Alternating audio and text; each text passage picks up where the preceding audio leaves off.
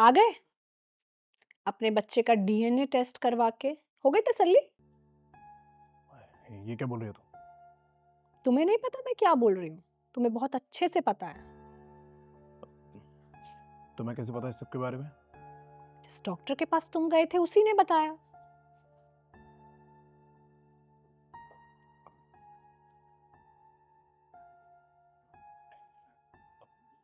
मैं तो एक नॉर्मल सा टेस्ट करवाने के लिए गया था तो सोचा लगे हाथ इसका डीएनए टेस्ट भी करवा लेता हूँ, पता चल जाएगा ये बच्चा मेरा है भी या नहीं। विकास, मैंने अपनी जिंदगी में भी नहीं सोचा था कि तुम इतना घटिया सोच सकते हो। अब मुझे समझ में आया कि वो 9 महीने प्रेगनेंसी के टाइम पे तुम्हारा बिहेवियर इतना अजीब सा क्यों था।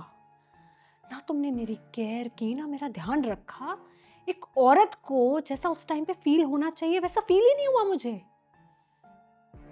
अब तो हो गई ना तसल्ली, पता चल गया ना तुम्हारा ही बेटा है ये।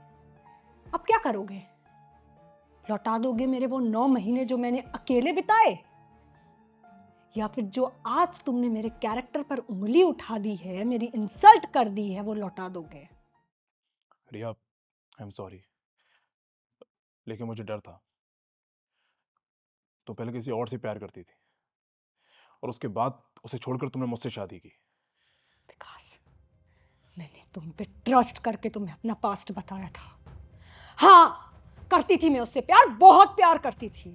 घर वाले नहीं माने, घर वालों के कहने पर तुमसे शादी कर ली। संजू को भुलाकर तुम्हारे साथ एक नई जिंदगी शुरू करने की सोची मैंने।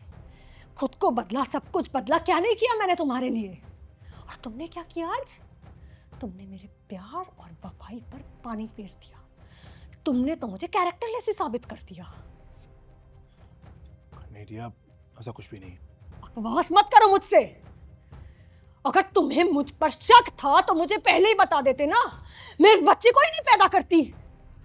जब तक मैं संजू के साथ थी उसके लिए लॉयल थी, और जब तक तुम्हारे साथ थी तुम्हारे लिए लॉयल थी। पर आज तुमने सही नहीं किया। मेरे कैरेक्टर की इंसल्ट करके तुमने आज सही नहीं किया विकास। आज तक सब कुछ बर्दाश्त करती आई मैं, तुम्हारे थप्पड़, तुम्हारी बेइज्जती, पीकर घर आना, ड्रामे करना, सब कुछ। पर आज पानी सर के ऊपर से जा चुका है, ये बर्दाश्त नहीं हो पाएगा। रिया, आई एम सॉरी, प्लीज मुझे माफ कर दो। मुझसे गलती हो गई एंड आई प्रॉमिस कि दोबारा मैं तुम पे कभी शक नहीं करूंगा। प्लीज माफ कर दो मुझे। नहीं विकास, जिस रिश्ते में इज्जत ना हो, भरोसा ना हो, उस रिश्ते में मैं नहीं रह पाऊंगी। मैं जा रही हूं अपने बच्चे को लेकर। पर रिया, ये हमारा बच्चा है, मेरा भी बेटा ही है। हाँ, तुम्हारा बेटा था।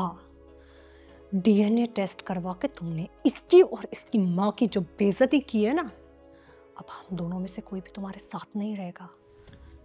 रिया, रिया, रिया, प्लीज।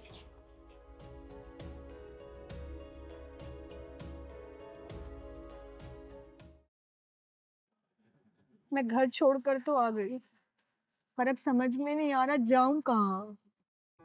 मम्मी पापा के पास नहीं जा सकती क्योंकि वो जिद करके मुझे वापस उसी के पास भेज देंगे। मैं उसके पास वापस नहीं जाना चाहती। मुझे समझ में ही नहीं आ रहा था मैं क्या करूं, इसलिए मैंने तुम्हें कॉल कर दी। शादी के बाद आज पूरे 2 साल बाद तुम्हारी आवाज सुन रहा हूँ, तुम्हें देख रहा हूँ। मैं बता नहीं सकता कि कितना सुकून और कितनी शांति मिल रही है मुझे। मैं भी तुमसे बात करना चाहती थी, मेरा भी मन करता था।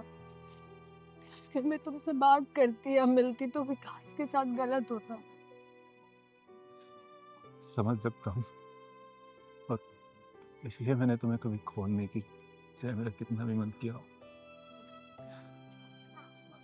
तुम बताओ मैं तुम्हारे लिए क्या कर सकता हूँ? मेरे लिए कहीं से कोई भी छोटी मोटी नौकरी का जुगाड़ कर दो, कोई भी काम चलेगा। साफ सफाई का काम भी कर लूंगी मैं, और एक छोटा सा रहने के लिए ठिकाना रेंट पर। ठीक है, पर बच्चा इतना छोटा है, ऐसे में तुम काम कैसे करोगी?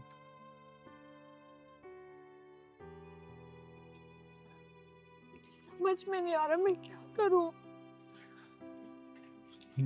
चिंता मत करो, मैं कुछ ना कुछ करा दूंगा। Thank you. मैं चलती हूँ। मुझसे शादी करोगी?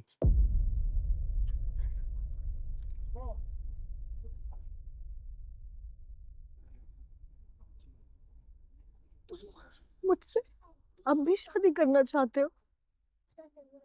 किसी और के बच्चे की माँ हूं मैं। भूल गई मेरा वादा? शादी के बाद तुम्हें कभी भी कोई भी प्रॉब्लम हो या उसके साथ खुश ना हो,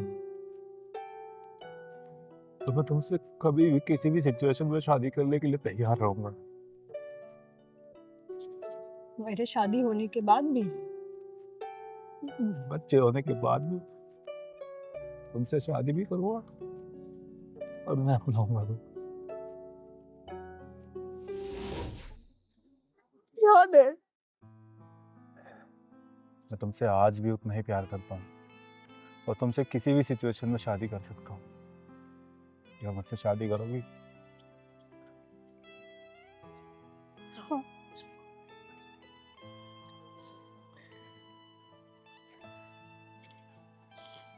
क्या नाम है इनका? प्रणव।